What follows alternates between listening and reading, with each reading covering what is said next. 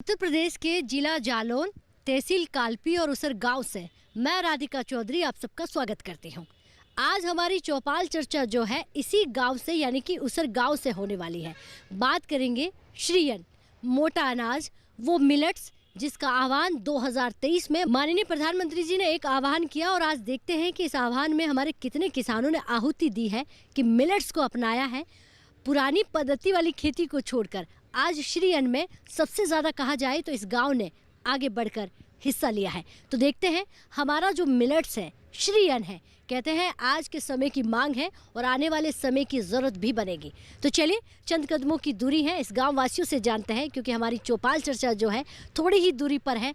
आप भी इस चर्चा का हिस्सा बनिएगा और समझिएगा कि उत्तर प्रदेश के गाँव जो हैं किस तरह से तरक्की की तस्वीर में आगे बढ़ रहे हैं।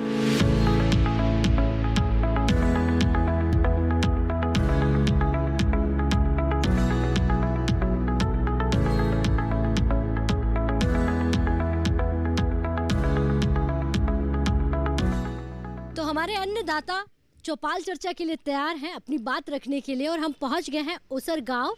कालपी तहसील का ये गांव है, उत्तर प्रदेश का ये गांव है और आज बात कर रहे हैं मिलेट्स श्रीयन। एक बार जोरदार से तालियां अपने आप के लिए, बहुत स्वागत। और देखिए भाई, तालियों की जो गड़गड़ाहट है वो उसर गाँव से आ रही है।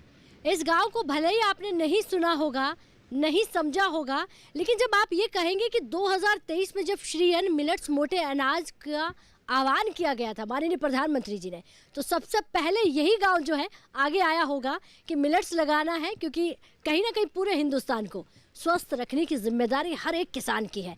आज कोरोना काल के बाद हमने देखा कि कितनी बीमारियों ने घर कर लिया है, तो सबसे बड़ा इलाज जो है वो है मिलेट्स मोटा अनाज श्रीयन। तो देखिए तमाम हमारे यहाँ पर किसान भाई बैठे हैं, अधिकारी भी बैठे हुए हैं। मैं सबसे पहले यहाँ जो अधिकारी जी हैं उनसे ही बात करूंगी, क्योंकि मिलेट्स किस तरह से यहाँ पर आगे आ रहा है। सर नमस्कार। नमस्ते मैम, मेरा नाम डॉक्टर विष्ट जोशी है और मैं कृषि विज्ञान केंद्र जालौन में उरई में मैं वहाँ पे कृषि प्रसार वैज्ञानिक के रूप में कार्यरत हूँ। प्रसार यानी कि लोगों तक जानकारियाँ पहुँचाना, लोगों के घर घर पहुँचना। मिलेट्स घर घर पहुँचा कि नहीं पहुँचा? श्रीयन घर घर पहुँचा है निश्चित तौर पे। देखिए बुंदेलखंड शुरू से हम देखते हैं तो एक ऐसा क्षेत्र माना गया है जहाँ पानी की कमी रही है और यहाँ पे शुरू से ही मिलेट्स का उपयोग होता रहा है, मिलेट्स का उत्पादन होता रहा है। बाजरा और ज्वार की अगर हम बात करते हैं तो हमारे यहाँ पे बहुत अच्छे क्षेत्र में किसान इसको लगाते हैं।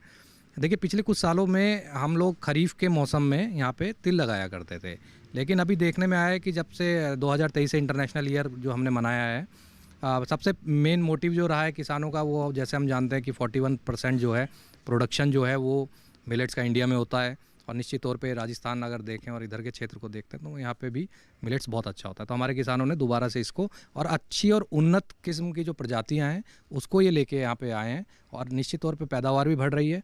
और एक चीज़ जो है हमारे किसान जो हैं जब हम बात करते हैं तो वो हमेशा ये कहते हैं कि सर मिलेट्स में अगर हमें प्रोसेसिंग का कोई स्कोप मिलता है, जैसे कि माननीय प्रधानमंत्री जी ने हैदराबाद में मिलेट्स इंस्टीट्यूट के माध्यम से ये आह्वान किया था कि लोगों तक प्रोसेसिंग भी जाए, तो उस तरफ भी हमारे किसान कार्यरत हैं, बढ़ रहे हैं आगे और कृषि विज्ञान केंद्र भी इस कार्य में लगा हुआ है। अगर मैं पूछूं कि उन्नत किस्म की फसलें, उन्नत किस्म के बीज यहाँ पर पहुँचने चाहिए, मिलेट्स में कौन से बीज दे रहे हैं आप? देखिए मिलेट्स में बाजरा का हमारा जो क्षेत्र है, हम बाजरा में जो है मिलेट्स के बीज लेके आ रहे हैं, ज्वार में हम लेके आ रहे हैं, कोदो को हम यहाँ पे इंट्रोड्यूस कर रहे हैं, कोदो दोबारा से हम यहाँ पे कर रहे हैं।